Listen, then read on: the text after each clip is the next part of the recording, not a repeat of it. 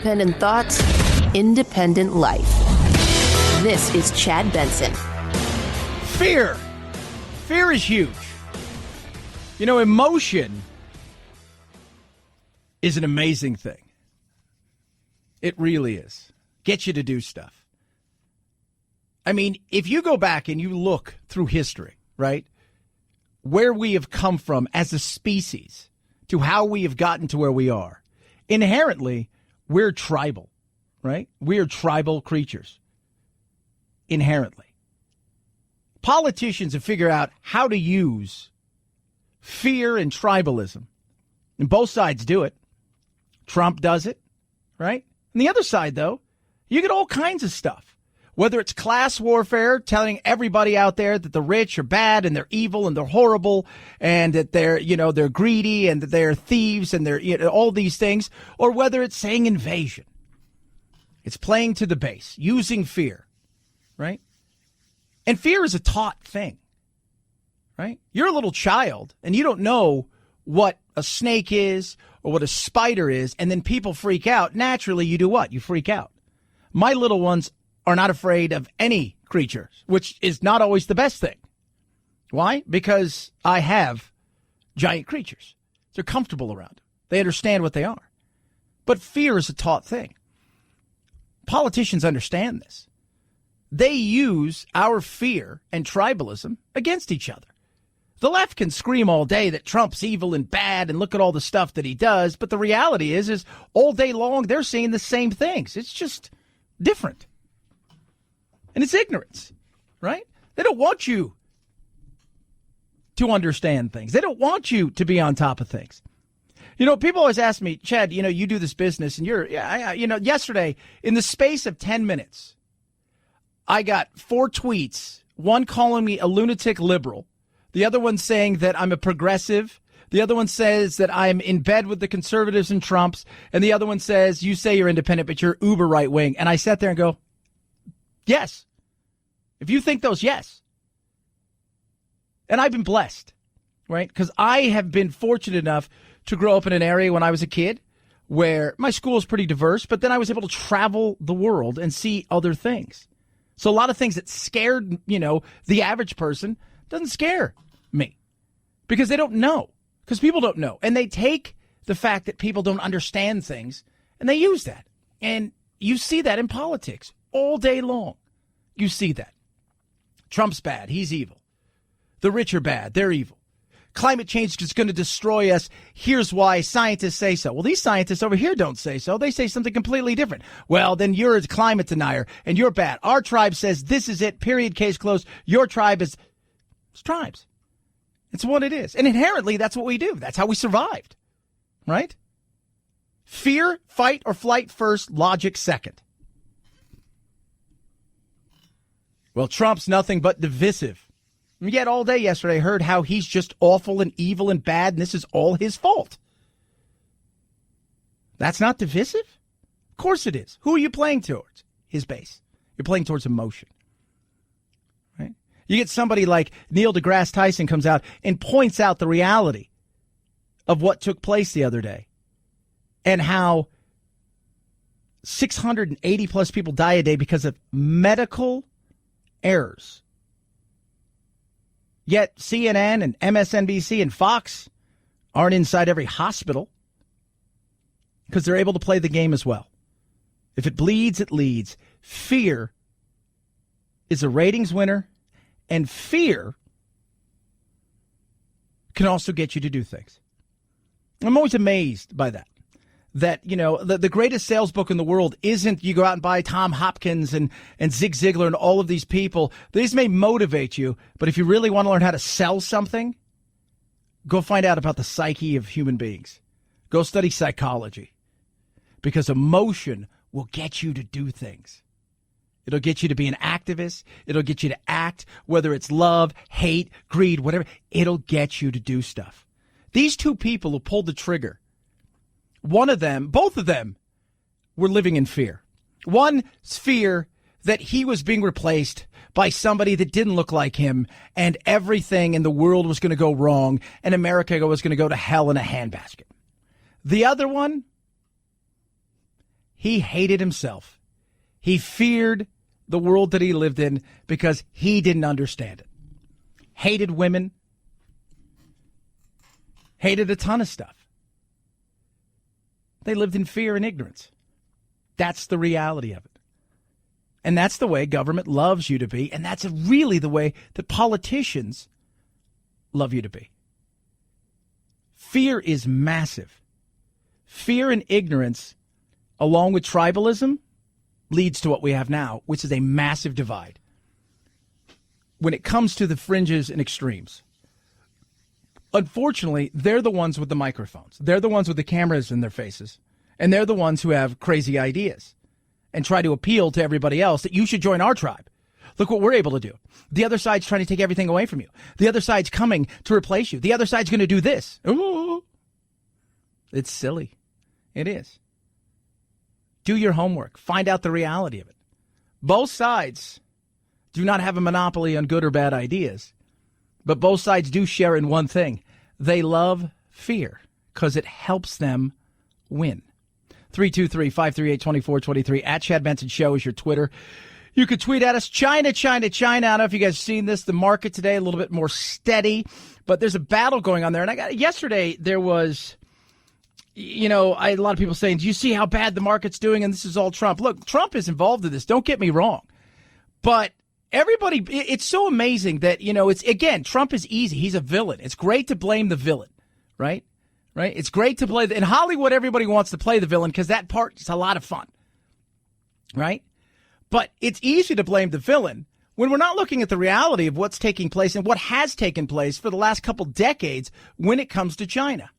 There's been a trade war, one that the Chinese started and have been waging since the early 1990s. It's only recently that the United States has responded in any meaningful way. Now, of course, the markets don't like turbulence, but what they should be doing is it should be going up because right now we're defending our economy for the first time in a very long time. So I think this is really good news for us. Of course, the markets don't like it. Yeah, they don't like it. We're just talking about fear. You know what markets like? Steady. They don't like surprises. They like steady as it goes. They don't want any kind of craziness that's going to see massive fluctuation. They like steady. They do. And right now, we have an unsteady situation. We have a battle going on, a battle that should have been taken head on years ago, but we didn't.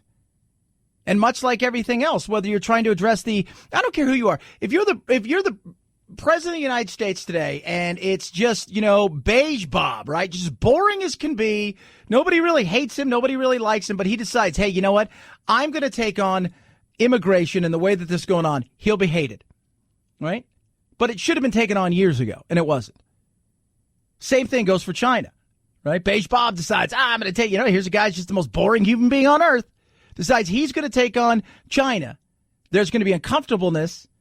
And people are going to be pissed and angry, and they're going to blame him when, for years, it wasn't dealt with the way it should have been. We'll suffer a little bit, but, with the devaluation that China had, this means essentially that goods are going to become a lot cheaper for the United States. Also, because of these tariffs that the U.S. has been imposing, and these are tariffs for as a remedy for the theft of U.S. intellectual property. As a result of these tariffs, factories are going to move from China, which means that we're no longer going to be vulnerable to these Chinese retaliation and to China's theft of our U.S. IP. Yeah, but that's going to take a while. And that's not built into this stuff. And yeah, we could feel it a little bit. But understand the long-term play here. And this is what I was trying to explain to somebody yesterday. He was like, did you see Trump, man? He's 700 points down. This is all his fault, blah, blah, blah, blah. Look, everybody can point to all kinds of things. But think about this. Obama didn't deal with this. Bush didn't deal with this. Clinton didn't deal with this. Should have been, right? We brought him into the World Trade Organization. And instead of making them play by the rules, everybody ignored it. Whether it was cheap goods or big corporations want to go over there and get cheap opportunities. But we should have held everybody's feet to the fire. And now somebody's dealing with it, and it's uncomfortable. And it is, right? It's like when you go into the doctors and you get check your blood pressure and you wait and you're like, it's an uncomfortable thing. It really is. And it's unfortunate. And I think this could potentially hurt Trump in his reelection campaign, especially if the marketplace is unsteady the way it is right now. But what's the alternative? Remember, the bigger thing at play here with China is what? They've made... This isn't like, oh, you're just saying they want to take over. No, they're pretty plain and open what they want to do. Absolutely. They know exactly what they want to do. And think about the theft of all of our stuff. You go to China today, you start a business. They want every single plan you have. They want everything you have, all of your intellectual property. They want to view it, see it, the whole 9 yards. They say they just want to make sure that you're not here to spy and do any of those things. And then they go and they take it, they copy it, and they hand it to somebody else who's going to make it cheaper. Yeah, it's ridiculous. Holding people's feet to the fire is ugly. Sometimes you got to do things. Do I like it? No. But I also would have liked that we would have dealt with immigration 25 years ago and this when they first got into the World Trade Organizations. But as usual, we don't do those kind of things. We're reactionary rather than forward thinking. 323-538-2423 at Chad Benson Show's your Twitter. I want to hear from you today about guns and gun control. I want to talk to you about that throughout the day because everybody's, we need gun control this, we need gun control that. But the reality is you talk about those things. They'll sound great, but what's going to change? I'm just curious. Like, what would you do to change gun control? There's a few things that, as far as that I would like to see happen. But it doesn't mean confiscation. It means a little bit more personal responsibility. And we'll talk about a nation that has almost as many guns as we do. And yet the crime level? 323-538-2423. That is the text line. You can tweet at me. Love hearing from each and every one of you. Wounded Paw, amazing organization. Been working with them for a while. The guy put the organization together. He went through a situation. Came back from duty. He was injured. He was struggling. And it was a dog that gave him hope and meaning. And he says, man, I should do this because he recognized 20 veterans a day on average commit suicide. But he also realized, too, there's a lot of animals out there, dogs particularly, that are being euthanized on a daily basis. So he said, hey, let me rescue shelter dogs, see if we can make them service dogs. He was like, you can't do that. He did it. He did it big time. He gets into our veterans, our first responders and their families, but he needs your help. It's expensive. It's time consuming. No matter what you have. Car, truck, RV, boat. If it floats, flies, whatever it is, they'll pick it up, they'll take it. You're going to get an amazing tax-deductible gift. On top of that, they take cash donations, $5, $10, whatever it is. They're doing amazing things, but they do need your help. Check them out at woundedpawproject.org. That's woundedpawproject.org, or call 844-678-4PAW, 844-678-4729, or woundedpawproject.org. You'll be saving a paw to save a life. Chad Benson Show.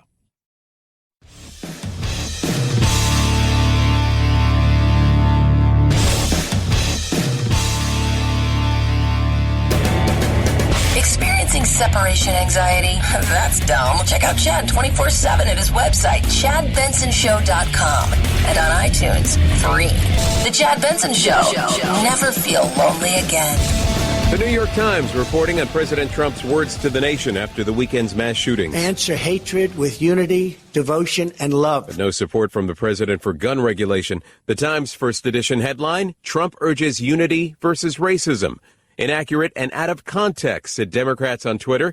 2020 hopeful Beto O'Rourke tweeting, unbelievable. From Senator Kirsten Gillibrand, that's not what happened.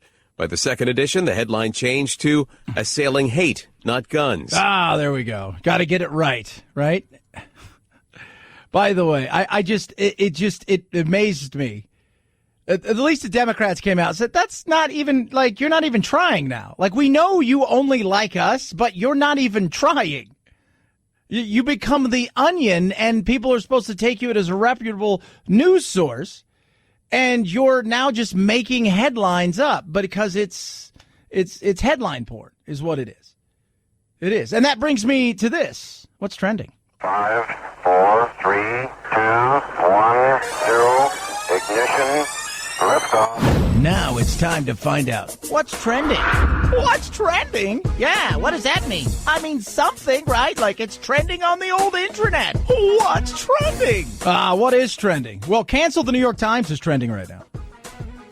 Big time. The El Paso Challenge is trending. They're all on Twitter. And Donald Trump's always trending. On Google, Toni Morrison, she's the Nobel laureate. Author. She passed away at age 88. She's trending. Amazon stock is trending. R. Kelly, And not in a good way, by the way, trending.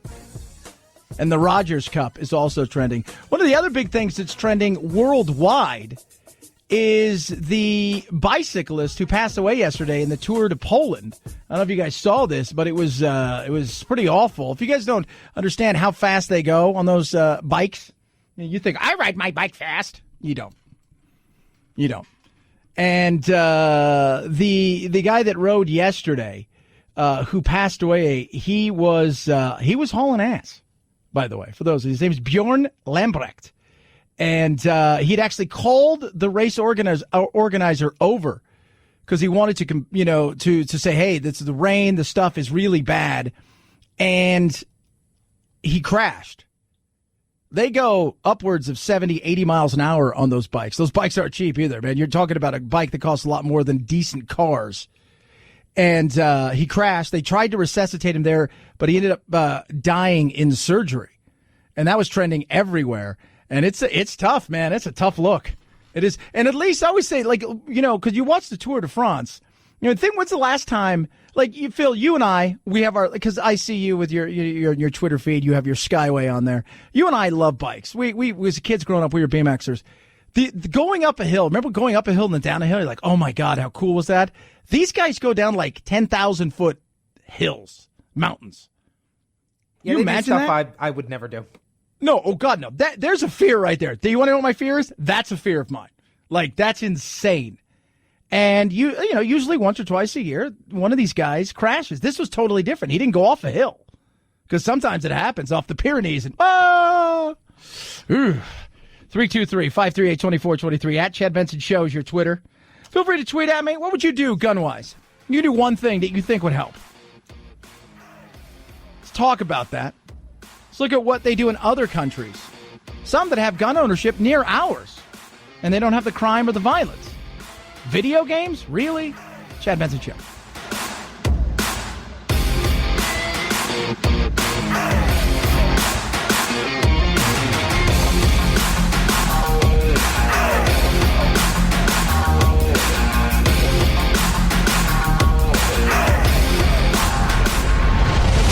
The Chad Benson Show.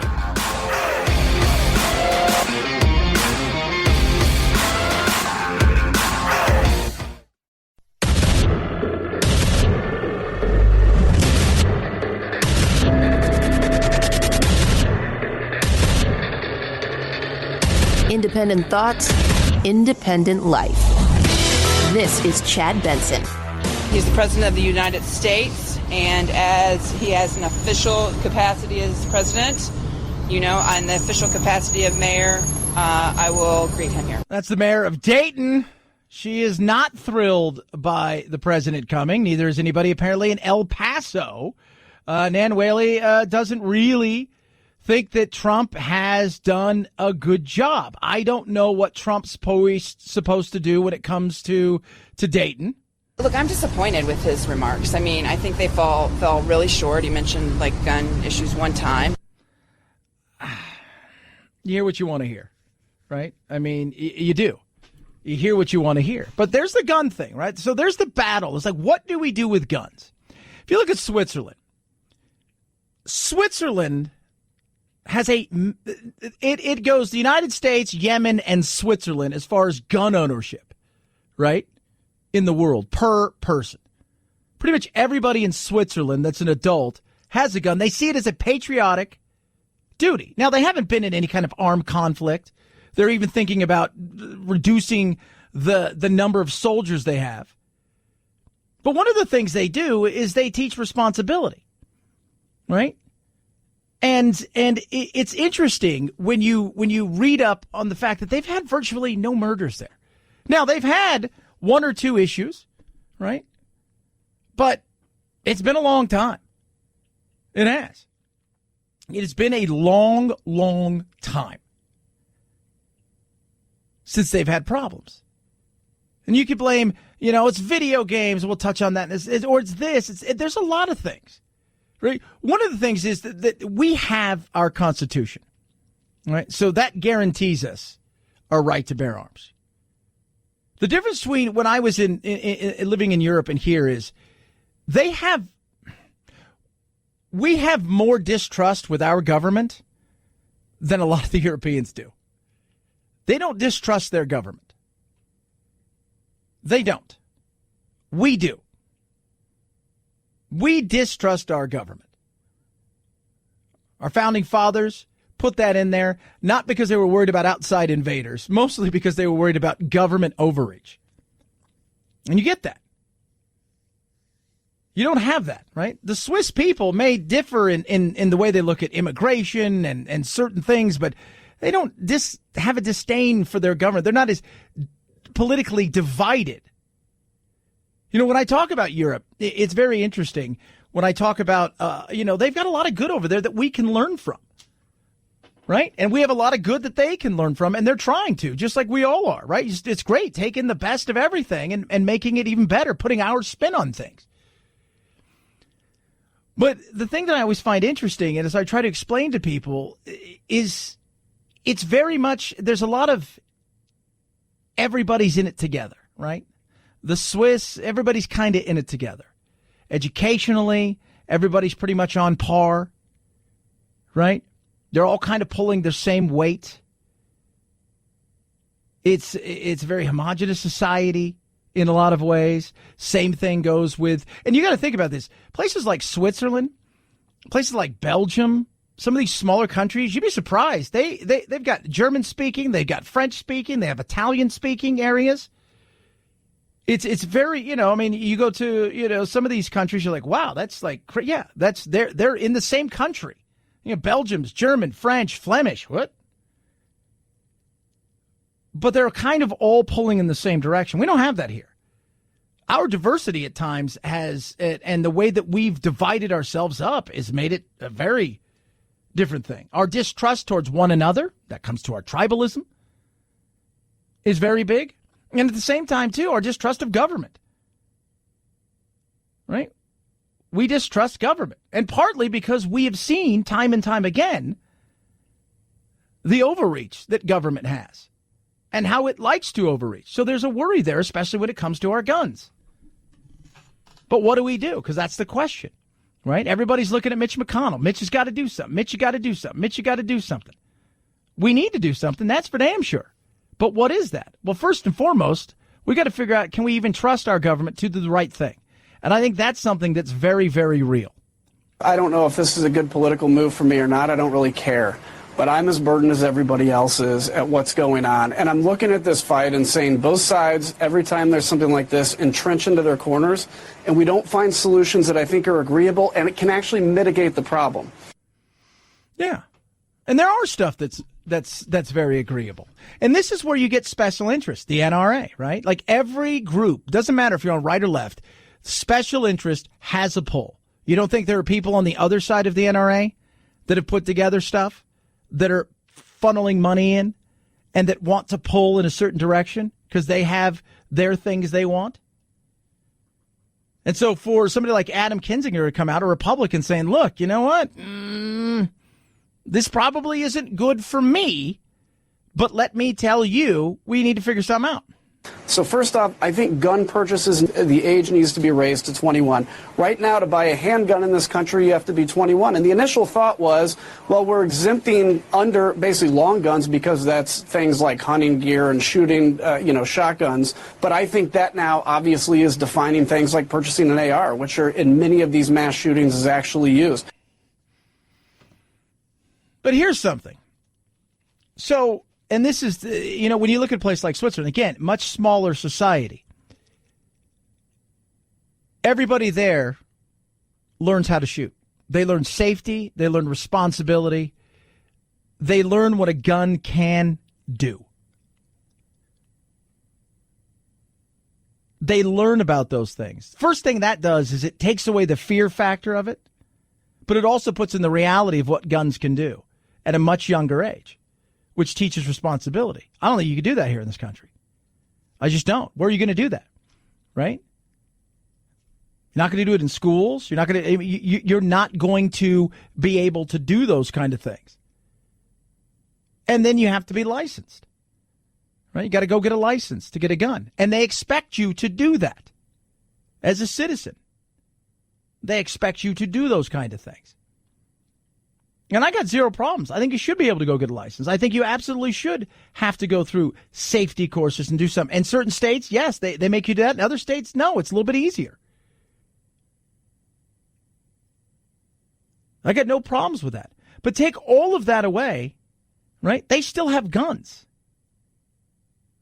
What's our problem? A lot of issues. It's not all mental health, by the way. It's not. A lot of people say it's mental. There are people out there that are mentally disturbed. But a lot of it is. We are living in a world where we love dividing each other. We love talking and using fear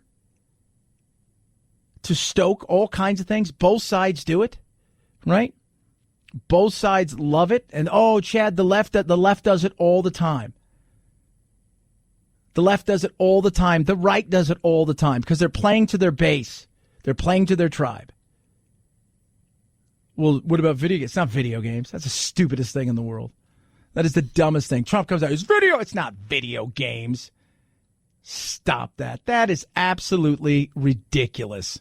I've personally been playing first-person shooters in these games for, 15, 20 years, and I have never had any type of intention to go out and perform real-life violence. And that same sentiment is for everyone that plays video games. Video games are an international, worldwide phenomenon played in every single country in the world, including these first-person shooters played worldwide. But these things only happen here in America. We do not see or have that violence anywhere else in the world, even though everyone else is still playing those games. Yeah, why is that? It's us. And that's what we need to figure out, right? That's why we need to understand what these shooters are about. That's why we need to understand why this tribalism is run amok. That's why we need to understand why fear is so prevalent in so many people. And this disdain for their own selves. I read an article today that 89% of millennials believe that their life has no meaning. Well, when you feel your life has no meaning, that's not a good thing. That is not a winning solution right there going forward. If you feel like you're, And there's a lot to it. We got problems in this country, but a lot of it is self-inflicted silliness that we could change. But when you've got the powers that be playing the game that they're playing, fear-mongering and pandering to the loudest in the group, even though they're the smallest as far as numbers-wise, that's not going to help. It isn't. 323-538-2423 at Chad Benson Show. Here's your Twitter. You can tweet at us. What would you do? I give you one thing. I tell you, hey, you, listener person, you can do one thing when it comes to what's going on with guns that you would like to see. What would it be? 323-538-2423 at Chad Benson Show is your Twitter. I ended up staying in a hotel last night, and I do that usually, I travel a lot, and it was awful. I didn't have my MyPillow, and I didn't fall asleep. I got up at 5:15. I didn't fall asleep about 1:30. Could not get comfortable. I had 3 pillows. I'm twisting, I'm turning. It was just, I'll be happy tonight. Traveling again, going to get Jack tomorrow, but I'm taking my Go Anywhere pillow. Thank you, MyPillow. Right now, MyPillow is doing something amazing for my listeners. 60-day money-back guarantee. You got nothing to lose. Limited time. Go to MyPillow.com. Use promo code Benson. You can get 2 premium pillows. So the regular pillows are Go Anywhere pillows, and they have their premium pillows. Right? 10-year warranty, made in the USA, machine washable and dryable. Incredible. These things are amazing. It's the only thing is the one little change you make, this will do so much for your sleep. Less than $70 for these. And again, 60-day money-back guarantee, free shipping. Grab them right now. MyPillow.com, promo code Benson. That's MyPillow.com, promo code Benson. Or call 800-983-4975. Use the promo code Benson. At Chad Benson Show, Twitter, ChadBenson. Chad Benson Show.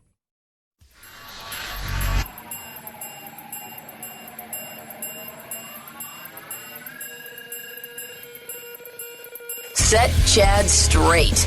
Text the show, 323-538-2423. That's 323-538-CHAD. Someone has to do it. Might as well be you. The Chad Benson Show.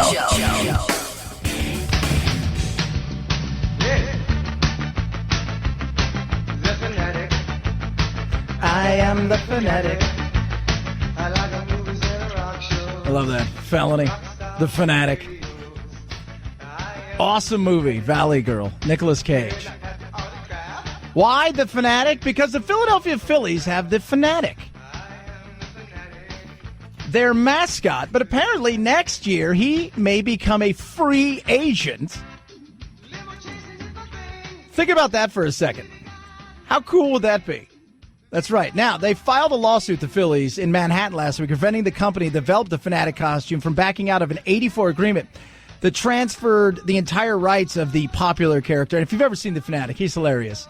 For apparently, it was a forever contract, and they got $215,000. So, we'll see. How awesome would that be? So could he be the latest, coolest Dodger, Yankee? Would you like to see that? Maybe just traveling from place to place as a mascot? That'd be interesting as well. We'll see. We will see. So, once again, last week we had a Delta pilot who saw that they were checking something. He got nervous, turned around, headed back at the line that he was in. Then got through the checkpoint when nobody was there, essentially. Got on the plane, and they came and took him into the custody because they thought he'd had a few.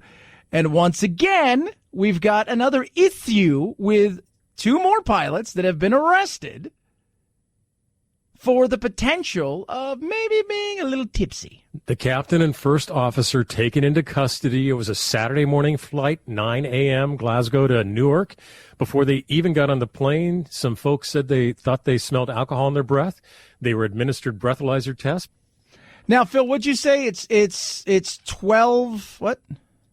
It's very, very low. The 12 hours bottle to throttle. Bottle to throttle. So if you fly at noon, essentially your last drink has to be at midnight. And is it because most places are what, 0.8? Is yeah, I really don't know what the threshold is for pilots. God, I would think anything. And this is not the first time this same route has had two pilots that got popped for drinking. But the question is, if you're flying 35,000 feet in the air, how many times does this happen? It happens more often than you may have heard. On average, the last time I look at the stats, it was about 11 arrests in the United States a year. So you're talking about one a month that a pilot is arrested. Now, don't forget, if you were driving, the standard across most of the country is 0.08 alcohol blood level. For a pilot, it is 0.04. It is half what it would be for somebody driving a vehicle. Now, I'm not a drinker. I've never had a drink in my life. I'm trying to think what point. So if you're 5'10", let's just say the average guy, like 180 pounds, like what would that be? Is that a drink? That's a beer. That's a beer. Okay, there you go. That's a beer. That's a beer. Man, that's a beer, baby. Whoa, that is nuts. That is crazy. So one beer. So I wonder how often it happens, right? Because look, you had a beer. Let's say you fly at 5, but you had a beer at lunch. Do I think you're hammered? No. I do not think you're hammered. I do not think you're drunk if you had a singular beer. In saying that, they have those rules in for a reason. They do. Oh, my God. 0.4. One drink. Could you imagine if they had that on the road, what that would be like? It would be literally everybody they pulled over. Even if you didn't drink, you could be in trouble. 323-538-2423. At Chad Benson Show is your Twitter. How about this? No bathing. Is it new? Is it hip? Is it cool? It's kind of where people are headed. It's a very bizarre thing that's going on right now. And they're talking about the awareness and the importance of gut microbes. So probiotics, things like that. And they think the same thing for skin. So people are going to this new kind of not bathing. We used to call it like a French bath, right? So you kind of, instead of taking a shower, you clean yourself off kind of with a rag and move from there. And it's people that do it say, look, I don't stink, I don't smell. And if you go back and look at years and years, we used to bathe, once a month, then it was once every couple weeks, then it was once a week, then it became every day. And, people that are doing this say, look, if there's a part of my body that stinks, you take care of it. I got to be honest, I'm pass on this. I'm going to pass on this. I get it. I think it's more important whether or not your clothes smell, though. That's, I think, the vital importance. Like, you can miss a day of showering, throw some water in your hair and some cologne and get away with some of that stuff. But if your clothes stink, that state, like, how many times have you gone to, like, a place where people are smoking and you go outside and you haven't smoked, but all you do is smell it? I think it's the same thing for stank. Stank gets on your clothes. That's more important than whether or not you stank. And your hair is the same way. 323-538-2423 at Chad Benson Show. It's your Twitter. What would you do with gun regulation if you could do one thing? Tweet at us. Text the program as well. Check out the Instagram, too. It's the Chad Benson Show.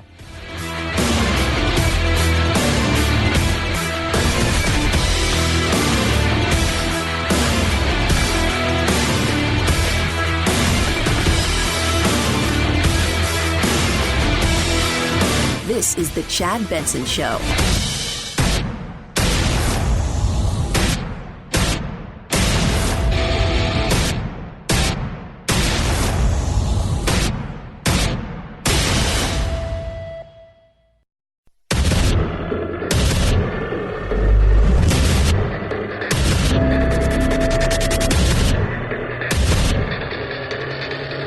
Independent thoughts, independent life. This is Chad Benson. The FBI announcing it's opening a full domestic terror investigation into the Garlic Festival shooting in California. We have seen a fractured ideology. The shooter appeared to have an interest in varying, competing, violent ideologies. San Francisco Special Agent in Charge John Bennett says federal investigators don't have a motive yet, but found evidence the alleged gunman had a target list. Santino Ligon, the alleged shooter, shot by officers on scene. An autopsy report determined Ligon died by a self-inflicted gunshot wound. Yeah, apparently he wanted to kill. He had targeted apparently Republicans and Democrats, federal buildings, all of these places he was looking at, and then he went there. So, and they're digging deeper and deeper and deeper and deeper in to figure out, okay, what is it that this guy was about? Was there any warning signs? And again, the warning sign things, yesterday it's to see something, say something, see something, say something. I always hear see something, say something. I was talking earlier today to Congressman David Schweikert, 6th District out of Arizona. We were chatting, and as we were talking, he said, a few years ago we had a bipartisan thing where we wanted to have the opportunity to be able to identify people that maybe people were afraid in the federal side of government to be able to say, look, I've identified somebody I'm worried about, that maybe they're putting off something that alarms me, and that maybe, just maybe, this could be really bad. And it got destroyed. The lawyers, the tort reform lawyers came after us and destroyed us. All of these people came, the ACLU, the whole night, because this was bipartisan, and it got just absolutely obliterated. It did. Because right now, and this is one of those things where the see something, say something. So you see something, right? So I see something. I identify. I said, look, producer Phil, Anthony's a little bit off, right? I think he's gone off the boil a little bit. I'm a little worried about him. And, HR person comes in, talks to Anthony. They look at some stuff. They have some worry. But they said, you know what? The reality is Anthony's okay. Anthony then may go, you know what? I'm going to sue the company. I'm going to sue Chad. I'm going to sue producer Phil. So why would I want to see something, say something? It's totally crazy. It is. And I see why people don't do it. It's the same way that lady next door in San Bernardino. She saw the killers out there, right? She saw the terrorists out there. She saw them doing stuff, blowing stuff up, practicing stuff in the middle of the night. And she said what? I was worried people are going to think I'm racist. It's just, you can't win. This is the girlfriend of the Dayton shooter, right? Talking about the fact that this guy he had some serious issues. It was just something he was fascinated by.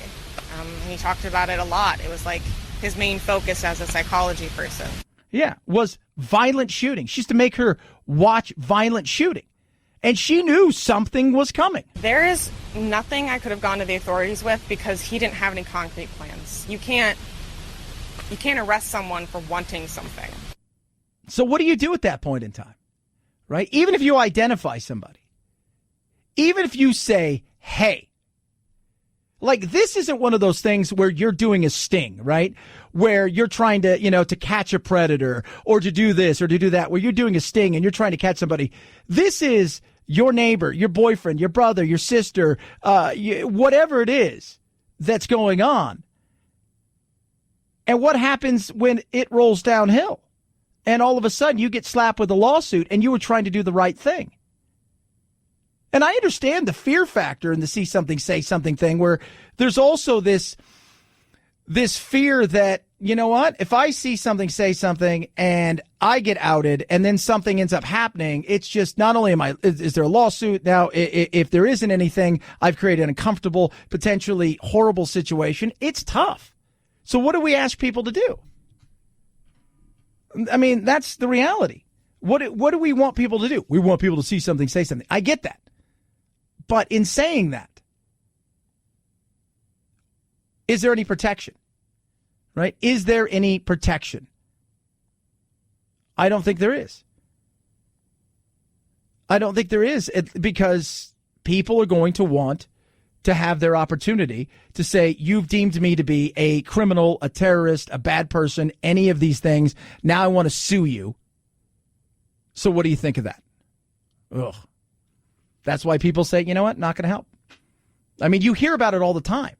At least once a year, I read a story where somebody gets into a car wreck and their car may be on fire and somebody runs over and they help them out of the car because they're worried it's going to blow up. And then something happens and that person sues the person who helped him or her because they got injured during it. It's a reason people don't want to help. 323-538-2423 at Chad Benson Show is your Twitter. I'm asking you all day, and I want to hear from you. And I want honest. I want you to throw it at me. Like, what do you think would be good when it comes to guns? How do we go about doing this? Because if the worry is that, okay, see something, say something, but then at that point in time, not quite sure, and then, well, maybe we should do this. I mean, you look at Switzerland and what they have comparatively, and the amount of guns that they have, they're third as far as gun ownership. So we're number one. I think Yemen is number two. And then the Swiss. They haven't had a mass shooting in, God, I think it's 2000. And before that, nothing really. They had, I think, 45 murders, of which I don't think any of them were guns last year, if there was very few. What is it that separates them? I think one of the big things is, there's a lot of things. There's a lot of things in the way that they live their life. They also live in a world where, be honest with you folks, they learn about guns at a young age. They're not afraid of guns. They believe it's part of their duty to own a gun, to protect their country, to protect themselves. So there's a lot that goes into it. I think when you're age 14 and now girls can participate in it, they have a huge thing in September where basically the whole country comes together and they have a big target shooting thing for boys and girls. And pretty much everybody participates in it. They learn about safety. They get licenses. There's a lot of things that they do. It doesn't mean it's going to prevent everything. And I think that's the other thing. I mean, for all the stuff we talk about with guns and this, that, and the other, and Mitch needs to do this, that, the reality is, look around the world. There's a lot of places that have guns that doesn't have the violence. What is it we're doing here? We're missing the point in so many ways. I think it's a very real question that we need to start asking ourselves. How do we miss the point where we're not focusing on what's happening? What's going on? We have a problem in this country that is going on right now where it's a real civil war inside of ourselves, of culture, of who we are. You've got so many young men that are lost in this country. I mean, they're lost big time in this country. This is Dr. Farrell. We've had him on the show many times, and he talks about mass shootings, and he talks about the lack of something and what a lot of them have in common. Dad deprivation is common to 26 out of 27 of the mass shooters who have killed 8 or more people. What I found is that in the prison population, in the ISIS population, in the mass shooter population, they all have in common a very high percentage, about 90% dad-deprived boys. That's data. We're looking at data there. That's a real thing. What I see in this country, and I look like I'm so blessed. Tomorrow I'm going to go get my son. We got he's coming out here. We talk every single day. We Skype every single day. I wish I could see him every single he is my world. And I'm so blessed to be his dad. It's the most important thing I'll ever do is being a father.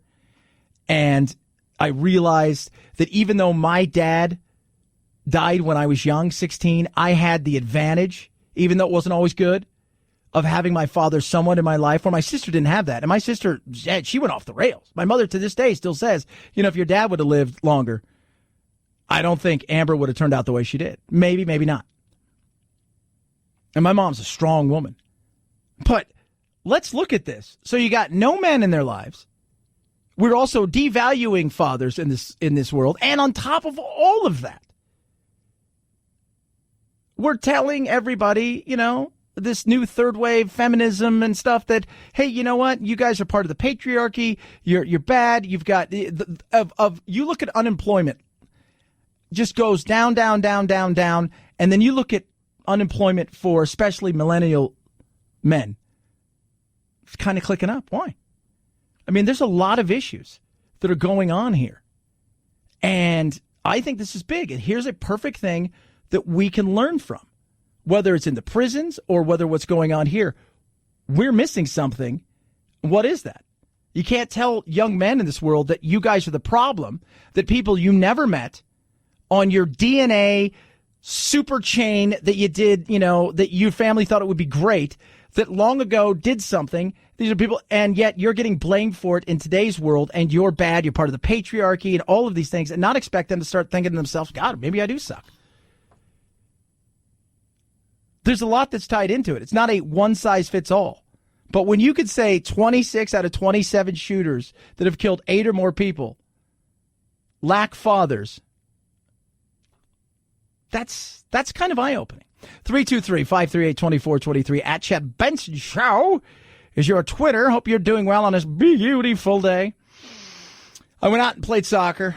I just want to let everybody know that. I like to brag. I don't want to be braggadocious, but I'm going to do it right now. I went out and played soccer for, goodness me, like almost an hour today. And I have to be honest, it was beautiful. It was only like 92. It felt like kind of Florida-y, a little bit of humidity. God, it's just so,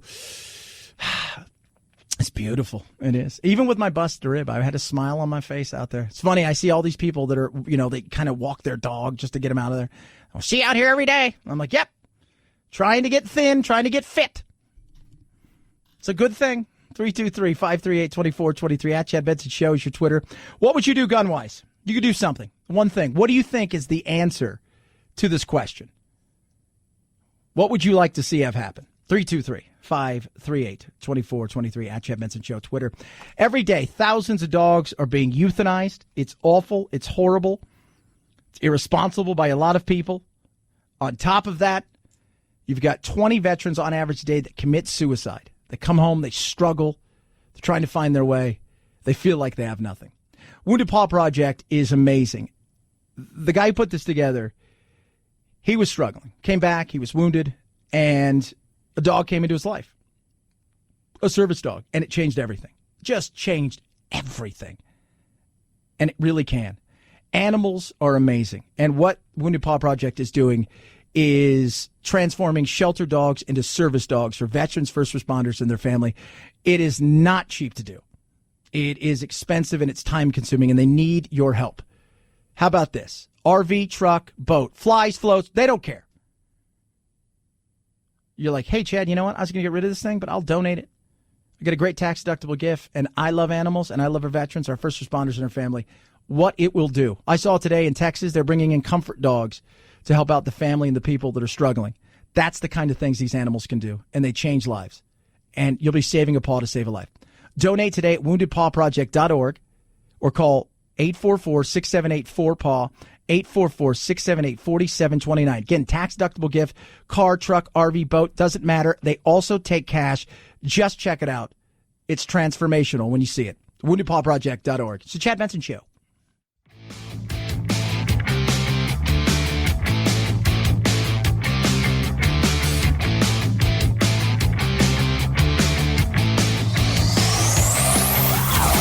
Check out our Chad Benson Show Facebook page where you can hang out or hang your grievances out to dry.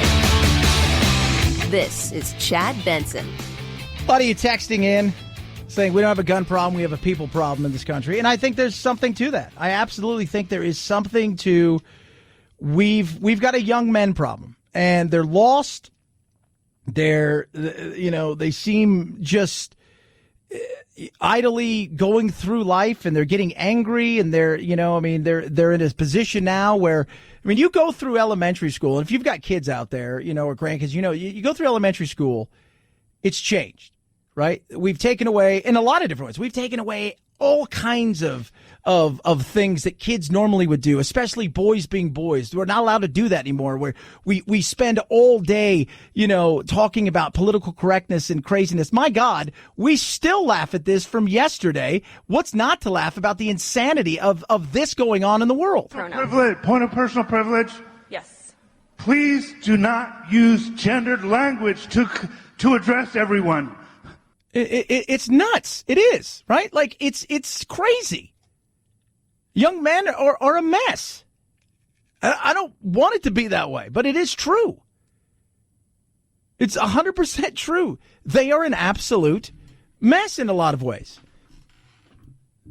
They are. We have several college kids that are here, right? And some of them they're interns and they work here,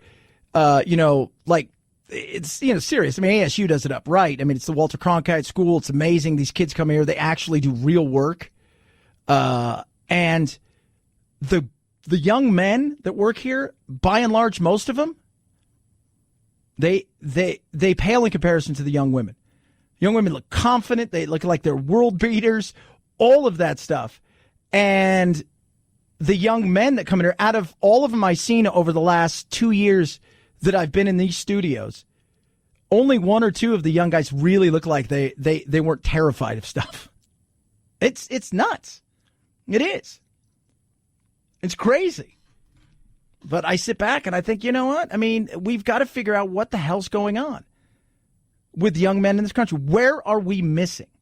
We could talk about gun laws all we want. We could talk about, it's Moscow Massacre Mitch and all of these things, and he should do this and he should do that. But we've got to dig deeper into all of this, right? Government is not the answer for everything. It's not. I know a lot of people like to think, government, we should give it to government. Government will solve. Government, more often than not, is going to make a mess of things. It's going to overstep. And as we all know, once they get that foot in, it's tough to get that genie, right? It's a foot's out of the bottle. It's too late. We're not getting it back in. So let's find out what the deep root of everything is here. And I think we have the serious conversation. 323-538-2423 at Chad Benson Show is your Twitter. The media, what role do they have in this? Also, I want to make everybody feel good. I'm going to talk about a dog that makes a lot of money on Instagram in the best and worst places as far as expense to live in America. 'Tis the Chad Benson Show.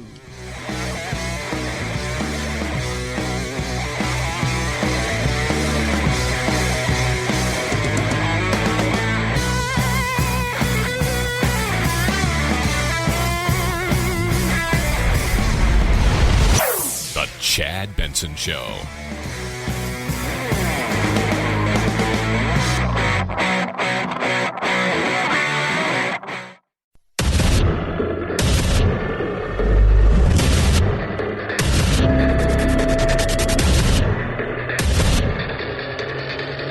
Independent thoughts, independent life.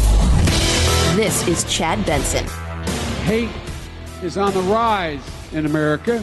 White nationalism and white supremacy, extreme ideology is growing, and it's growing all around the world. We have a president who works overtime trying to divide the American people. It is incumbent upon all of us, I don't care about your party affiliation or any other difference, to stand up against this and stand for the best traditions and interests of this country. America will rise to the challenge. We will always have, and we always will, win. The choice is ours, and ours alone. It is not up to mentally ill monsters. It is up to us. The rhetoric, the noise, get over it.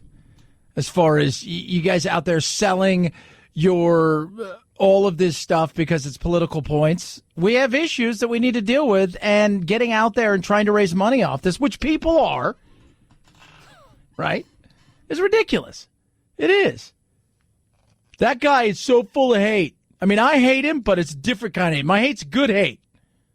And they're looking over there going, you hate too. No, I don't. Different kind of hate.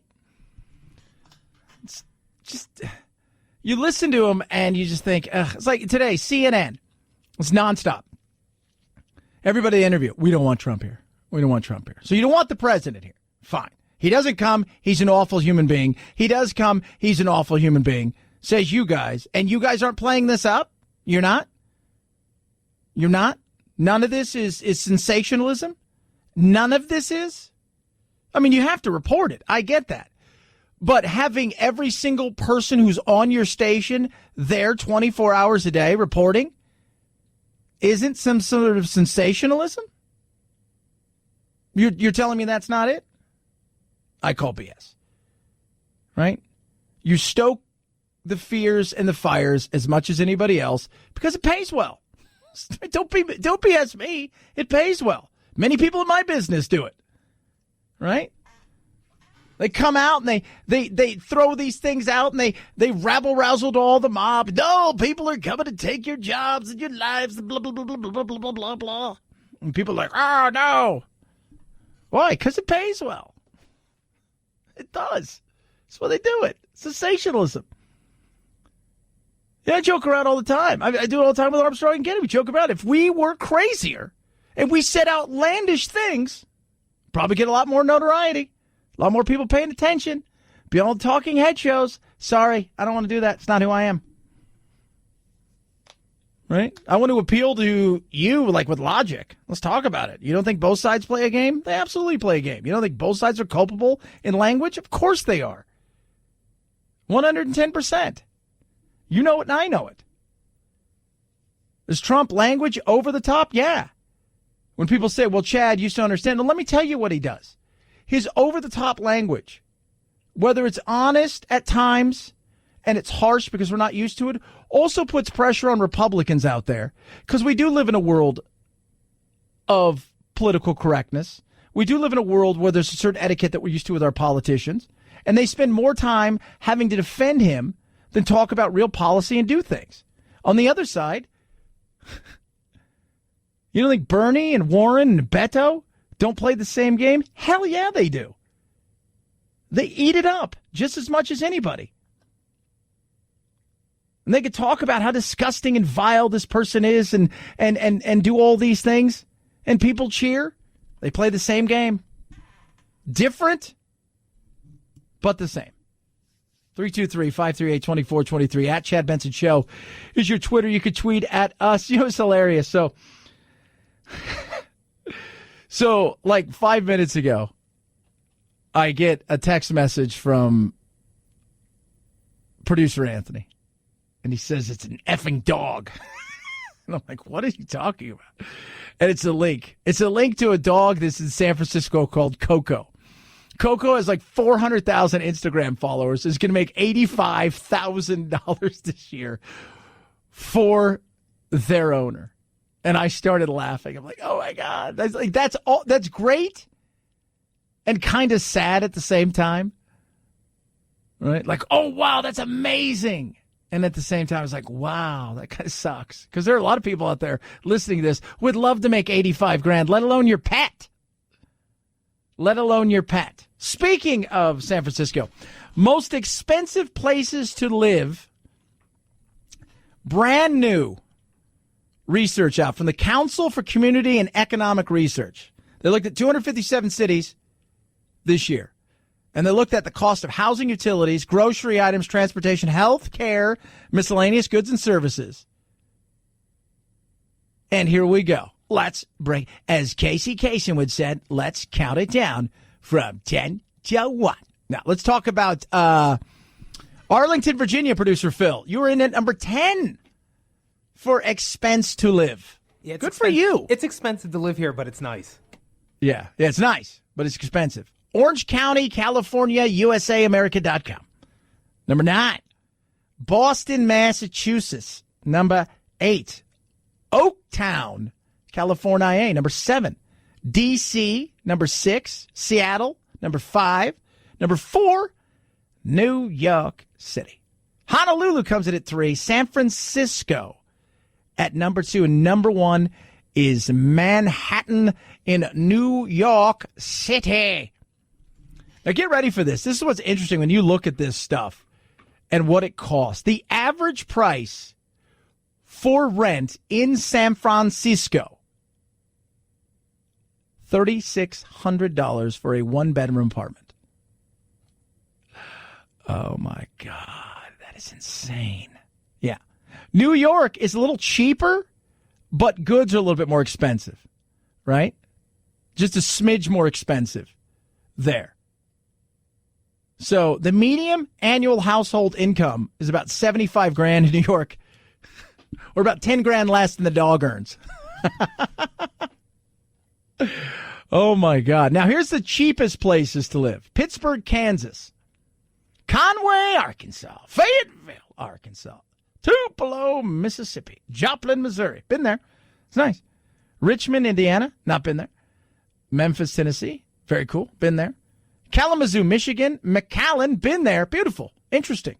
Very interesting. And number 1 is Harlinger, Texas.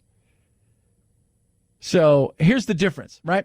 So along the Rio Grande, like the McAllen area, in and around there, it's very interesting. It's $809 for an apartment or a one-bedroom there.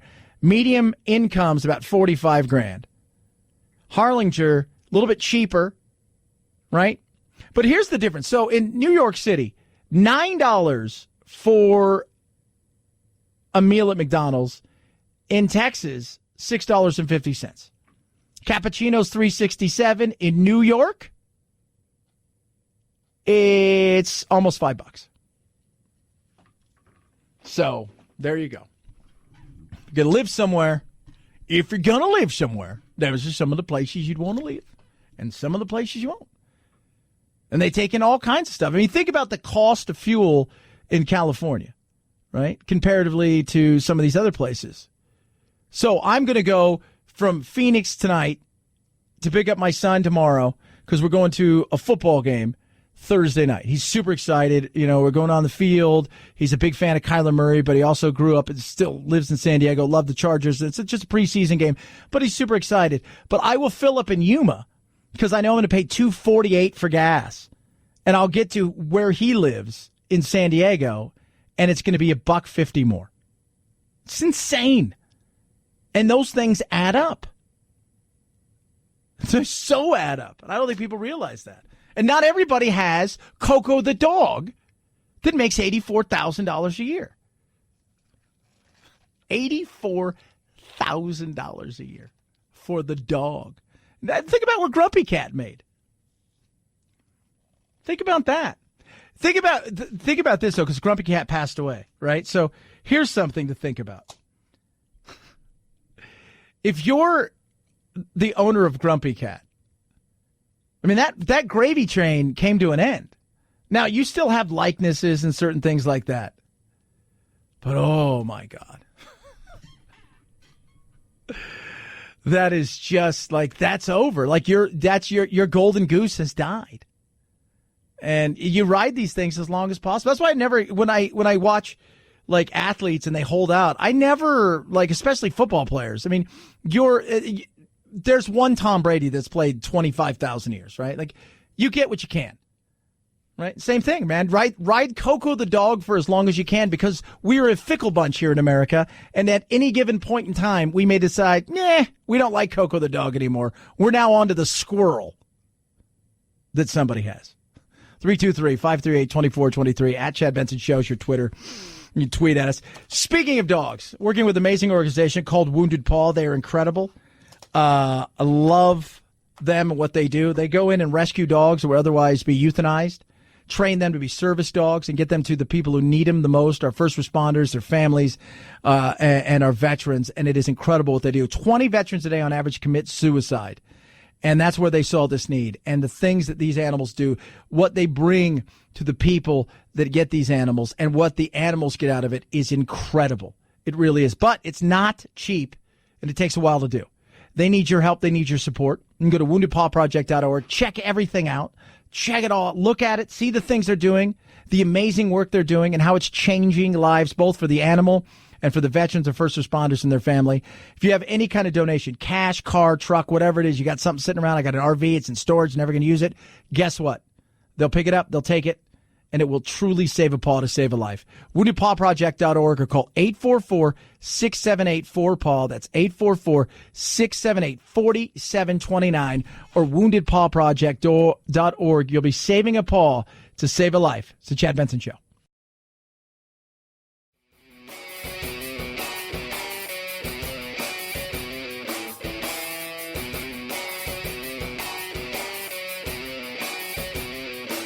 Being antisocial sucks. Hang with Chad's friends on Facebook, The Chad Benson Show. And if you just need some alone time, head on over to Twitter at Chad Benson Show. Either way, we can't wait to meet the real you. The issue in court is the validity of several wills found in the couch cushions of Aretha Franklin's Detroit home after her death. The judge will consider a request for a handwriting expert to look at the wills and figure out if they're real. The documents are setting up a battle between brothers, with one of the wills from 2014 putting the singer's son, Kekau Franklin, in charge of the estate, but her other sons don't seem to think that's a good idea. Currently, Aretha's niece, Sabrina Owens, is in control. By the way, just to let you know, Aretha, at the time of her death, worth about $80 million.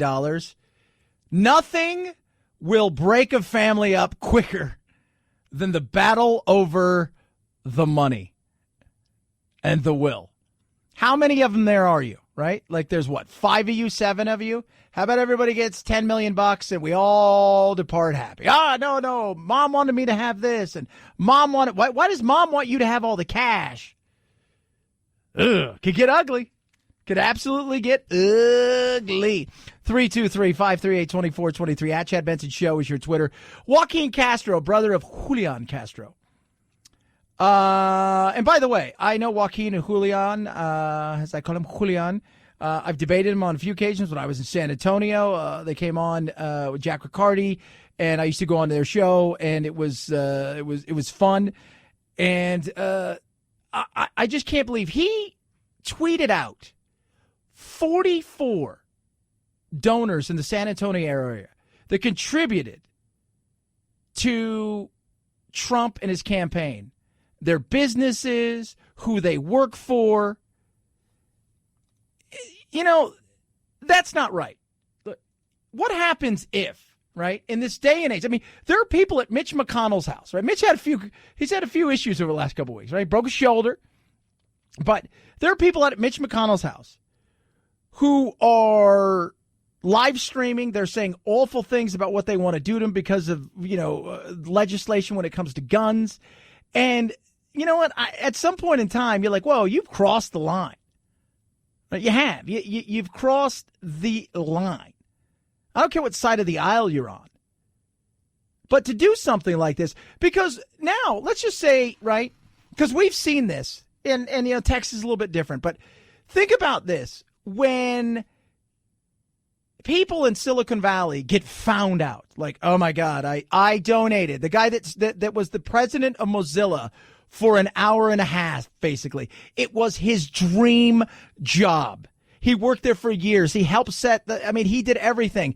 Then, the minute he became president, somewhere along the line, like a decade earlier, he had given $1,000 to, I think it was Prop 8, or one of these props for traditional marriage. That's it. You're done.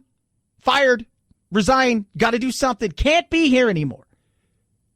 Like, this is where our vitriol goes.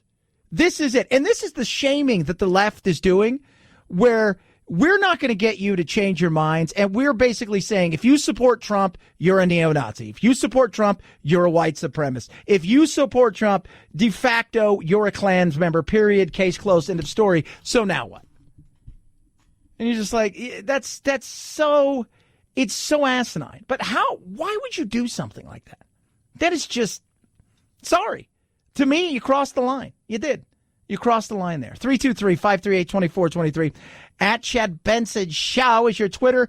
New polls out after the debates. And guess what, kids?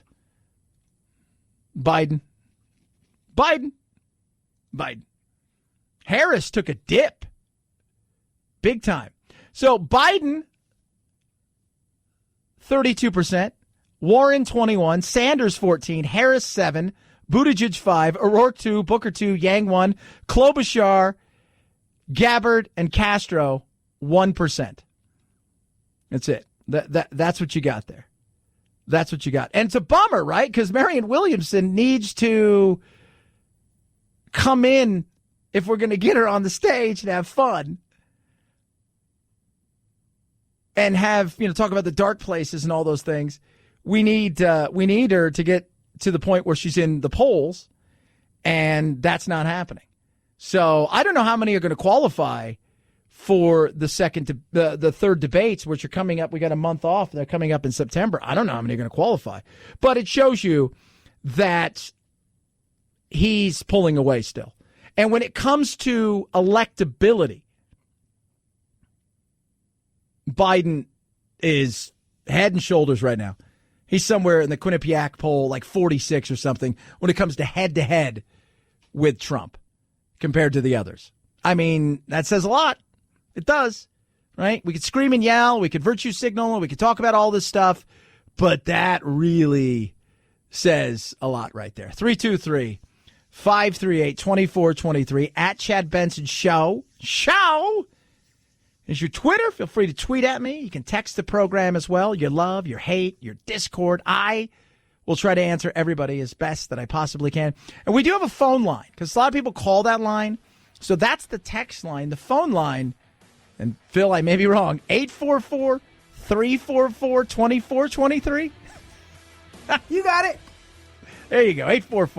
844-344-2423 is the call-in line. Like, talk to a human being. We may be able to put you on air. We're not quite sure if we figured that out. It's been a long time. Chad Benson Show.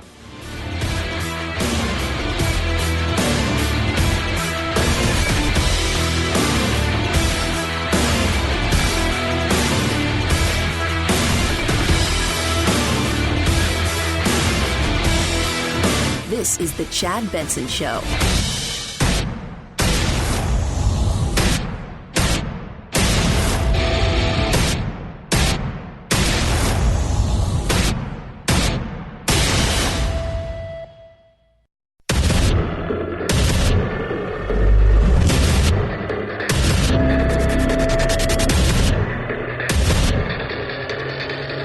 Independent thoughts, independent life. This is Chad Benson. Through the House that would require universal background checks. And this, of course, is something that we know the overwhelming majority of Americans support. That is why you are seeing Democrats demand that Republican leader Mitch McConnell call lawmakers back to Washington to try and do something on these bills. But this legislation has been sitting there for months. And in fact, President Trump has said that he would threaten to veto these measures. Yeah, what do you do, right? What do you do in situations where we're going to fix it we're going to put these laws in there? Look, by the way, a law is only as good as it's enforced. I think we know that. And you're going to get challenge after challenge, and anything that gets passed, it's just lawsuits everywhere. We need to do something. One thing we're not doing is trying to drill down into why we have this issue right now. Other countries have guns. Other countries have access to firearms and stuff, and they don't have this bizarre, disenfranchised thing that's going on. I mean, there are places that you go look in, Yemen and Syria and stuff like that, where they're fighting war after war, and you've got literally tribalism and factions. It's like, you're a Muslim, but you're a different kind, and we're going to fight you. And I mean, we've got issues here that we need to deal with, right? But we also live in a world where, man, big money. Right? NRA is still powerful, despite the fact that they're struggling. And don't think that there's not money on the other side that they're throwing at politicians left, right, and center. There is. There's big money out there. So you can listen. Right?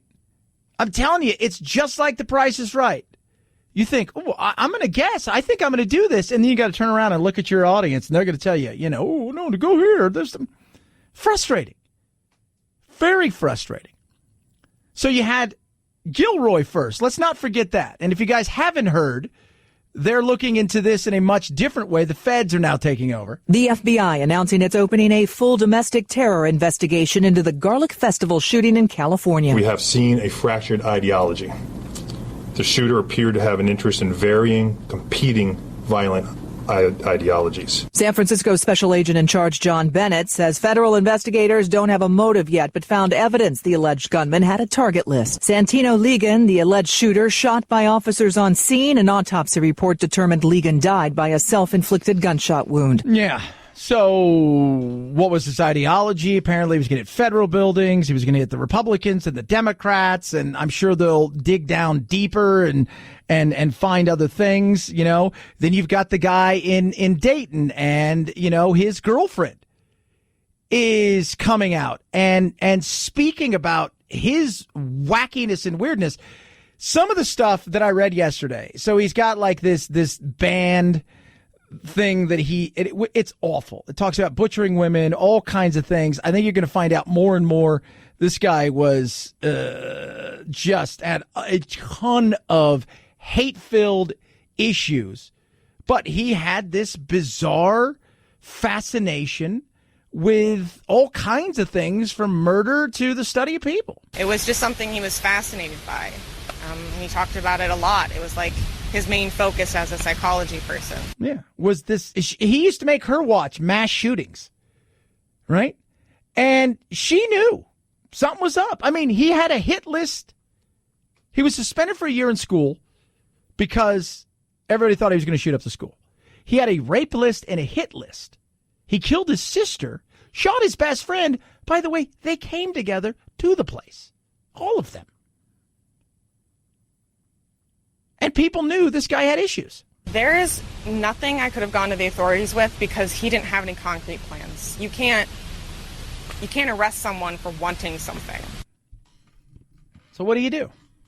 And for all of the stuff, like the nonstop coverage on CNN is MSNBC. I mean, they're anybody who's got a cable television show is in El Paso, soaking this up for every bit that they can, whether to embarrass the president, right? And then on the other side of things, Dayton's not getting the same kind of love. Well, this guy, at least CNN was honest last night. It's like, this guy has some serious issues. Huge fan of Warren. By the way, I don't blame Warren for this, right? Guy was big into socialism and all kinds of stuff. He had a lot of issues. He had a lot of hate, and most of that hate was for themselves. And what was it? It was toxic masculinity. The neutering of males in this country is big. It is. And it's ugly. What's going on? But we're not digging down and finding out, okay, what do you think maybe this is? Well, is it the gun, right? It's got to be the gun. It's got to be the gun. That's it. Like, if this gun wasn't here, he wouldn't have done this. No. I always tell everybody, let's remember what Timothy McVeigh did. Right? People will find a way. So how do we get to them before we even have to think about even identifying some of them? Why is it that we have a group of young men in this country who are pissed and angry and lost? I read an article today the millennial generation. 89% of the young feel like their life means nothing, without purpose. Think about that.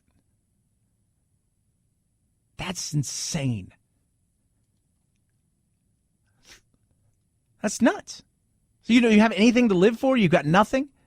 20% of them identify as lonely.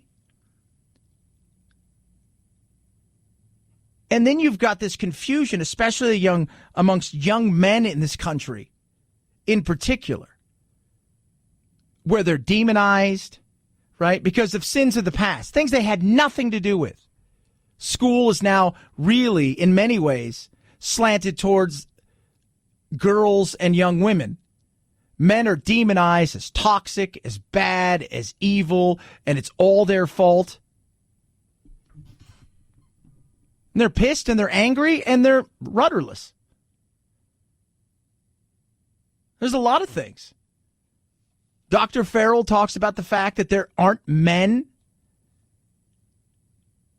in the lives of a lot of these shooters. Was it 26 out of 27 shooters that shot over 8 people, that killed over 8 people, had no fathers in the home?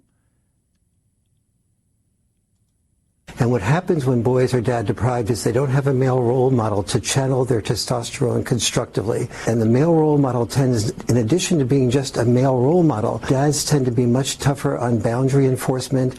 And the boundary enforcement creates postponed gratification, which leads the boys to being able to be successful at school or successful in sports, to feel more proud of themselves, not ashamed of themselves, not withdrawing, not feeling like an outsider.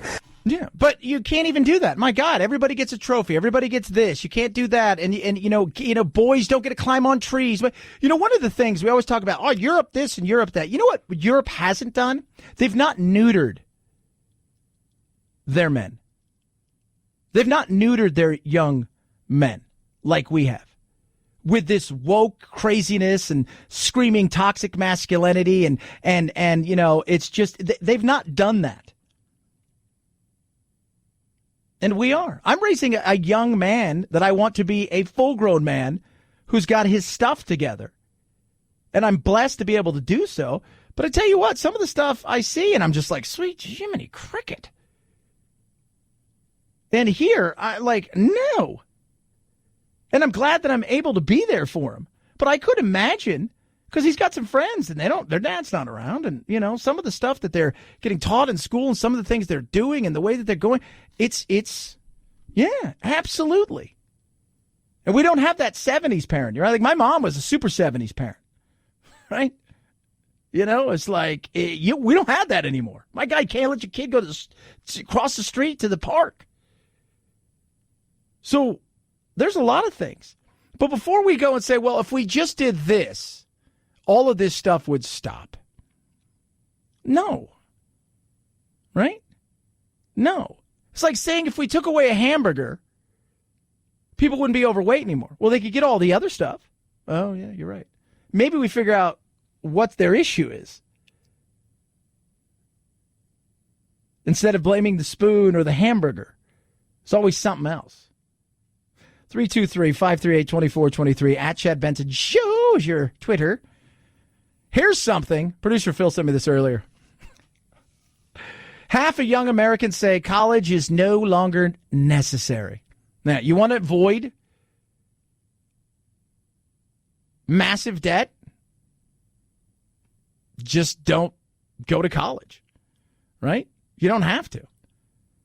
I mean, it's amazing. And a perfect example is, for some things you're going to need to go to college for, right? You want to be a lawyer, doctor, some of those things. Yeah, absolutely. Teacher, some of those things. Okay.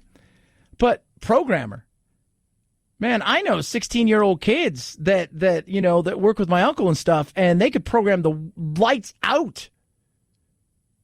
Like, you don't need, they're like, yeah, we can get 1,000 job offers every single day. Same thing with constructions and trades and all of these things that you don't need. You want to avoid $200,000 in debt? It's pretty simple.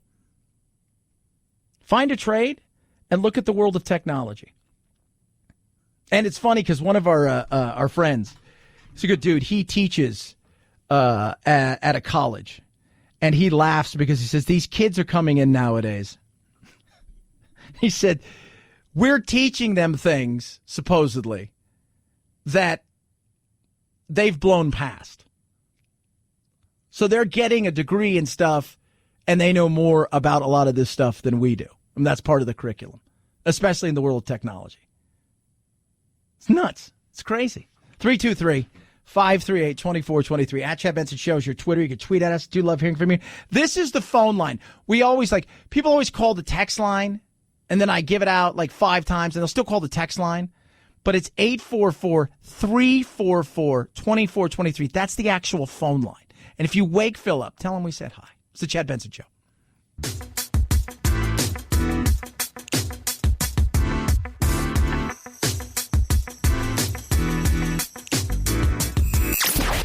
Wannabe boys, give me a bowl of chili with plenty of peppers. One Mexican heartburn. Why don't you mugs grow up? The Chad Benson Show, where independent, a la carte thinkers have a seat at the table and a voice in the dialogue. I'll have what she's having. This is Chad Benson. The statement read by Bellbrook, Ohio Police Chief Doug Daugherty, offering condolences and prayers to all of the victims of the mass shooting in the Oregon District of Dayton, also expressing gratitude and love to those who have given support. They ask that everyone respect the family's privacy in order to mourn the loss of their son and daughter and to process the horror of Sunday's events. Investigators still have not determined a motive for the shooting, but say gunman Connor Betts was obsessed with a desire to commit a mass shooting. Think about that family for a second. Your son has just perpetrated one of the most vile acts responsible for the death of 9 people, the injuries to numerous people. He has torn apart and changed lives forever. And while you're trying to unpack that, you also have to unpack one of the facts that one of the kids or people that were killed was his sister, your daughter. Wow. That's psychology right there. Like, you're going to need your pay grade. You got to go up the pay grade ladder on that one. That's like even above Dr. Phil. Like, to think about that for a second. Your son's dead, killed a bunch of people. People are looking at him as this vile, evil, terrorist, freak, lunatic, whatever. And he killed your child, his sister. 323-538-2423 at Chad Benson Show. Here's wackiness. Montana. No, not Montana itself wacky. First of all, usually when you get 3 names, I think we can all agree probably done something wrong. Charles James Brockway was arrested Saturday night. Why? Well, he's 39 years old. He was at the Mineral County Fair in Rodeo. Small town, northwestern Montana, Superior. And they were playing, apparently, the national anthem when he saw a young boy, 13 years old, who had his hat on.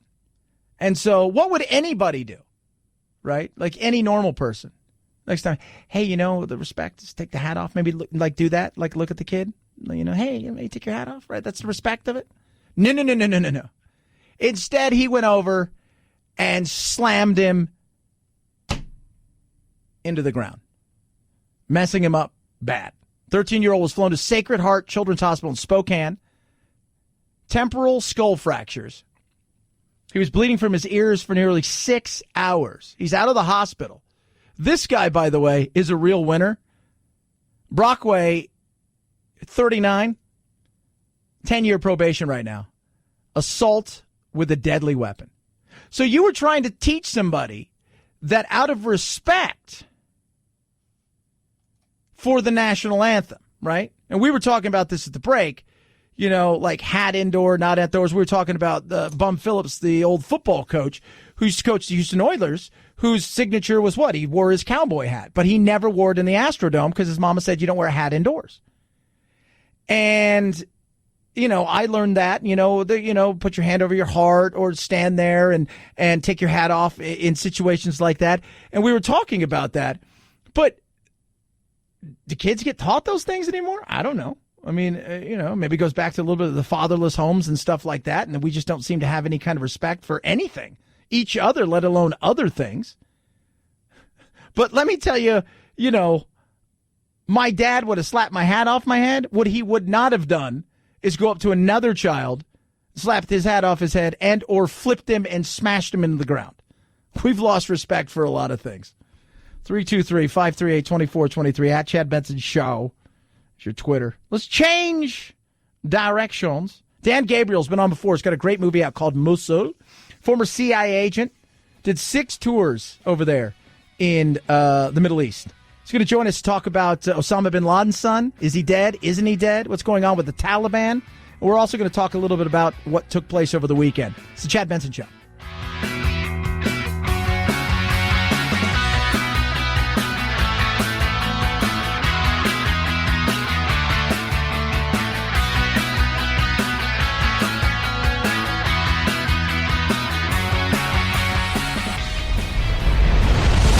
The Chad Benson Show.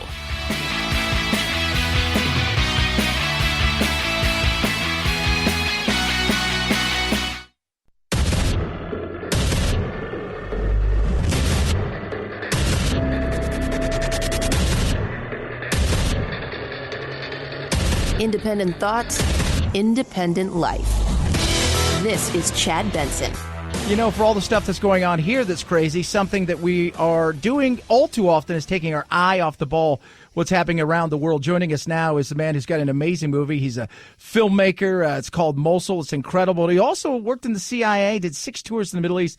Dan Gabriel joins us. And Dan, first and foremost, I want to get your take on the craziness that's happened here over the last couple of days with the shootings in El Paso and Dayton, because you've been over in the Middle East. You've seen how that world works and everything, and I just want you to try to, equate that somewhat to what we saw. Yeah, no doubt, Chad. And I'll tell you, I think we've turned a page this weekend where I think as a nation we're now maybe willing to call this really what it is, which is domestic terrorism.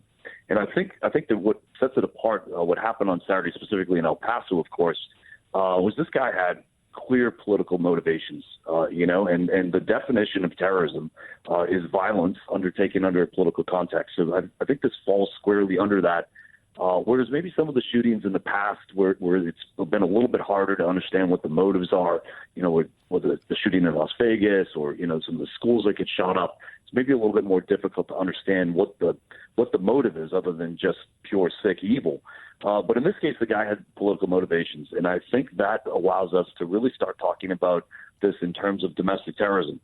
And what's interesting is our laws right now, the way that they're set up, a lot of these guys will be prosecuted, under hate crimes or, assault or murder charges or attempted murder charges in some cases, both on the state and the federal level. But heretofore, we really haven't had, there is no agency, there's no federal agency that's in charge of overseeing and looking at ideology or domestic terrorism per se, from outside of the specific criminal acts. They look at the act, what happened, but they don't look at the ideology behind it. So I think that's probably what we're going to see in the next few weeks as the government kind of tries to come to terms with this. Yeah, it was, again, very unfortunate. We need to call it exactly what it is. It is domestic terrorism. Talking to Dan Gabriel, former CIA agent, did 6 tours in the Middle East, and amazing movie Mosul, which is incredible. If you've not seen it, just check it out. It's incredible. And let's talk first and foremost of what's going on over there. First things first, Osama bin Laden's son apparently is dead. Again, these things are always so hard to really put into a situation where we can know 100% for sure. But it looks like he's dead. And was he an important figure moving forward? Because I know he wanted revenge. And was he going to be elevated to the point where he was going to be somewhat of a leader? Yeah, it certainly looks that way. So Hamza bin Laden, the news came out really at the end of last week, and it's actually not clear when he was killed. It might have actually happened some time ago.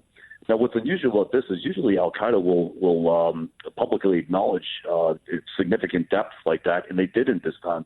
So that's curious. However, the State Department, as recently as I think it was February or March of this year, they put out $1 million reward for information leading to the guy's capture, of course. So, yeah, he was being groomed for leadership in the organization. Of course, right now it's Al-Qaeda is essentially helmed by Zawahiri, who's an Egyptian. And there's always been a dichotomy in the organization between the Saudis, that's the bin Laden side, versus Zawahiri, who's an Egyptian. And it's curious to know how that's going to impact leadership and what they do going forward. But it does, from all indications, it does appear that the guy's dead, and it's probably happened in a drone strike, would be my guess. Yeah, I would assume so. Hey, let me ask you a question. I always find this to be interesting. So we put a bounty on somebody's head, right? Whoever it is. At some point in time, you're in a small village. You kind of know, like people knew who was kind of behind those big walls there with Osama bin Laden. There was, at some point in time, you got a small little, cart on the street. You make barely enough money to feed your family. There's something out there. How real is it that somebody's going to go, all right, I want to contact somebody because I could use that $1 million? Yeah, well, for bin Laden, for Osama bin Laden, it was $25 million. And it didn't do anything, So the Rewards for Justice program has always struggled with that, mainly at the very high echelons, and trying to understand how is it that somebody cannot be motivated by $25 million to turn somebody in or to tip off the authorities. But I think really it's twofold. One is $25 million is the same as 10,000 in terms of understanding the value of money in that part of the world. So if you're a goat herder, what's the difference really? No matter what the amount is, at some point it just becomes excessive. And the other part is, I think, is the cultural piece of it that we as Americans sometimes have a hard time understanding in terms of that real tribal loyalty.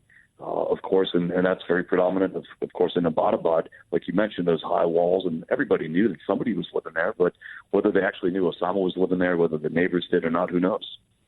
Yeah, I was just wondering because my thing is like, who do you even go to? Like, does somebody, like, let's just say you lived in one of these small villages. How do I find out who's the right person to tell? And can you go in, right? Like, Dan, so like I come to you and I say, look, I know who's living back there. I can tell you this right now. I want my money, but here's the deal. Everybody's going to kind of know that maybe I did it. So not only do I want my money, I want my ass out of here. Is that something that we would do?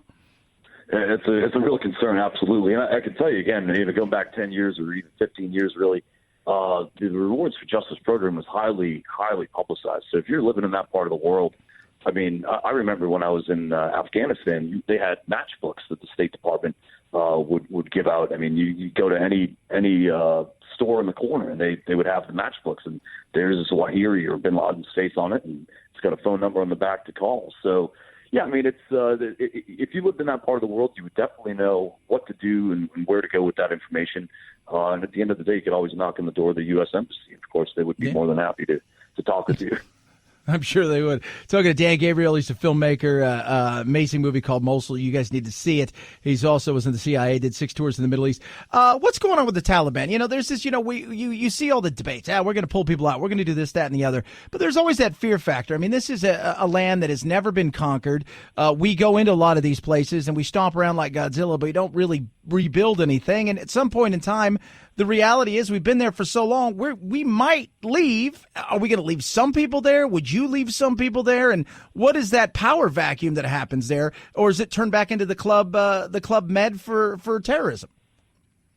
Well, I'll tell you what, check back in a couple of days because I think there's going to be big news out of Afghanistan this week. Really, as you mentioned, there's, the peace negotiations are underway right now. What that's going to mean is the Taliban is going to be entering into a power share arrangement with the current government of Afghanistan. And, of course, this will all be blessed by the U.S. So it's kind of hard to believe if you go back 18 years, to the fall of 2001, if you said, well, we're going to spend 18 years in this part of the world and sacrifice a couple thousand people, and then we're going to ultimately allow the Taliban to remain in power. But it's the facts. That's post-conflict management, and that's the reality of geopolitics, is that if we're not going to stay there for another 18 years, then we have to find an arrangement that's going to allow that country to go forward. And of course, the driving factor of these negotiations is going to be ensuring that the Taliban does not let Al Qaeda or ISIS is also in Afghanistan nowadays that they don't let that type of ideology and capability grow under their noses again.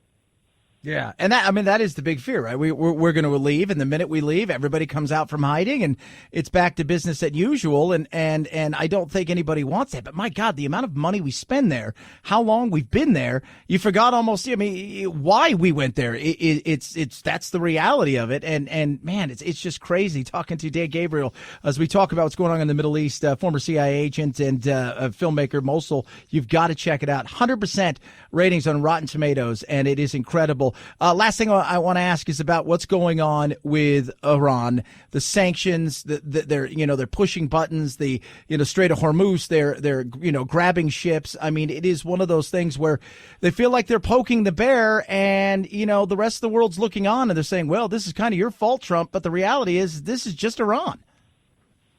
Yeah, well, I'll look at a couple things. One, I do have a sense that my guess is that President Trump is moving towards some type of bargaining position vis-a-vis what's happened in the last couple months, where he's trying to position the United States to be in the most strong position possible to potentially have some face-to-face meetings with the government of Iran. We saw him do exactly that with North Korea. Now, whether that's going to work or not, ultimately in North Korea, they saw this morning they're once again testing missiles. But I think that's kind of the nature of President Trump. He likes personal negotiations, and I wouldn't be surprised if there's some type of breakthrough in the next 6 months or so, where we finally sit down at the table with them and hash out, quote unquote, a revised deal based around this nuclear issue. The other thing I'd say about Iran is anything that we do, as we kind of seem to be potentially sliding into a conflict there, these things can happen by accident. You've got to remember any war with Iran is going to be fought in Iraq. So you got to look at the sacrifice and the cost of what was dumped into Iraq over the last 12, 15 years, because that's all at stake. Any conflict with Iran is going to take place first and foremost in Iraq. So you do risk, if we go down that road, you do risk losing everything that we've established and worked for. And Mosul is evidence of that. So you see what happened in Mosul with the different groups within the Iraqi society coming together to defeat ISIS. All of that immediately is put at risk if we end up in a military confrontation with Iran. That deal we had with Iran originally, I mean, from your perspective, was it a good deal? I mean, how much, it's the trust but verify. The problem is how real is the verification when it seems to be they're the ones who tell us where we have to verify? Yeah, Chad, you hit it right on the head, man. That's exactly it. It's the trust but verify. But if the mechanisms for verification are not in place, then it's not really trust but verify at all. Yeah, that's crazy. How's the movie doing, man? The movie's doing well. Yeah, it's positioned well on iTunes, doing well on Amazon as well. And we're moving into award season, so we'll be trying to convince Hollywood that the rest of the country actually cares about this issue, and it's a story worth telling. Well, I think you've got some awards coming your way, and I definitely think we could be seeing you at one of those big awards all dressed up in a tuxedo. You better remember us, big man. That would be awesome, man. We'll give you a shout-out in the speech. I'd love that. He's the director of Mosul. He's a filmmaker, but he was also a CIA agent and did 6 tours in the Middle East. Dan Gabriel joins us. Check out the movie. It's called Mosul. People want to get it. They were iTunes, Amazon. Where can you grab it? Yeah, iTunes, Amazon, or mosul-film.com. We've got a 20% discount code. If you go to the website, mosul-film.com, you can enter the promo code radio. Fantastic, man. Thanks so much for coming on, Dave. Appreciate it. Thanks, Chad. Take care, man. Thanks. At Chad Benson Show, Twitter, ChadBenson. He gets it. I'm telling you. It's interesting. We'll see what happens with the Taliban, and we'll see what happens with Iran. I mean, he hit it out of the park when he says, Trump is a one-on-one negotiator. You may hate his tactics, but I think Trump feels like if he can get in front of you, he can get you to do things that other people aren't going to be able to get you to do. And that's something that we're just uncomfortable with in this day and age because we just deal with politics in a much different way. 323-538-2423 at Chad Benson Show's your Twitter. Chad Benson Show.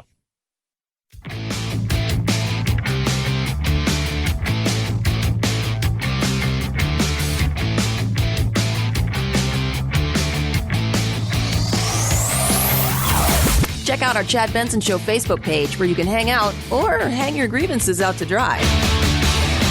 This is Chad Benson. The captain and first officer taken into custody. It was a Saturday morning flight, 9 a.m., Glasgow to Newark. Before they even got on the plane, some folks said they thought they smelled alcohol in their breath. They were administered breathalyzer tests. What? Yeah. God, it's crazy, right? Like, you think about it.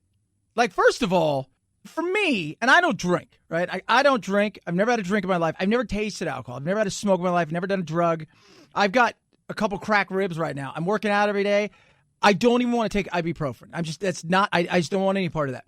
I can smell alcohol, but it's only when, like, you've had a few to drink, a few pops. So for somebody to say they smell alcohol on a couple pilots, I'm thinking to myself, I feel like I'm just saying maybe you guys have had a few. And by the way, apparently a few years earlier, on the exact same route, 2 pilots were arrested for also being drunk, and one did, I think, 15 months, the other did 10 months. You wonder how often it happens, and you also wonder, because it's not the same as driving a car as far as your blood alcohol level, nor should it be. But you do ask the question, it's like, how often does this happen, and what is the actual limit? It happens more often than you may have heard. On average, the last time I look at the stats, it was about 11 arrests in the United States a year. So you're talking about 1 a month that a pilot is arrested. Now, don't forget, if you were driving, the standard across most of the country is 0.08 alcohol blood level. For a pilot, it is 0.04. It is half what it would be for somebody driving a vehicle. Yeah, so half. That's essentially, Phil and I were joking about it earlier, producer Phil and I, it's bottle to the throttle is supposed to be about 12 hours. So if you leave at noon, midnight's the last time. But one beer, essentially, for the average 5'10", 180-pound man, one beer is going to be right around there. So don't do that is kind of what people are saying. But you do wonder. I mean, you're 35,000 feet in the air. I don't know if you guys are like me. Is any of you guys out there like a little morbid? You ever watch that show, like Why Planes Crash on like the Weather Channel, right? You ever just like flip around and go, oh, I think I'm going to watch this. And you just sit there going, I would never get on an airplane like that, right? But I watch those things, and I just don't know why. Because we're fascinated with stuff like that, right? So I watched one last night. I was flipping around, and it was like, first of all, and I always say this about flying, I've flown private on a few occasions. I like commercial. I just feel like they do a better job, right? But it's funny. I watched one last night, one of the famous ones in D.C., the one that crashed into the Potomac and the whole 9 yards. And it was weird because they played some of the black box recordings, and we're too heavy. We're going like on the way down the runway. The guy is telling the co-pilot is like casually suggesting to the captain, hey, maybe this isn't a good idea. I don't think we're picking up the speed that we need to pick up. I have a feeling none of the things seem to be working. I'm throwing it out there. And the captain, they got off the ground, and then he's like, oh, God, you're right. And it was awful. 323-538-2423. But I know some of you listening get into that as well. So don't tell me you guys don't do that. I love my animals. You guys listen to the show. You guys know I love my animals dearly. And we have our dogs, but we have my lizards are, I've got cameras all over them. It's amazing. First of all, it's amazing how much we love our animals, how much money we spend on our animals on a yearly basis. I read today $75.2 billion is what we're going to spend this year on our animals, from everything from dialysis to all kinds of things. I mean, we're giving animals human treatments. But, one of the things that, like sometimes we go out of town, I'll be gone for the next day or two. We're going to take our little dogs with us. But it's interesting that some people go, okay, I'm going to hire a pet sitter. And I don't know if I would use, especially for my lizards, I would never do that just because I wouldn't expect anybody to get near there. But they caught somebody doing something horrific to a pet on one of those cameras, like I have the Blink cameras, and it's nuts. Investigation is growing in Victorville after home surveillance video shows a pet sitter throwing a dog to the ground. And we want to warn you, the video is disturbing. The dog's owner says that they were horrified when they got a motion alert on their phone from their newly installed security system and watched this scene play out. The owners immediately ordered the woman to leave. Fortunately, their dog, Lucy, was checked out and is okay, but the couple says the incident was a shocking betrayal of trust. Absolutely. People are just so stupid. Why would you go to a job like that if that's how you are? 323-538-2423. At Chad Benson Show is your Twitter. It's the Chad Benson Show. This is the Chad Benson Show.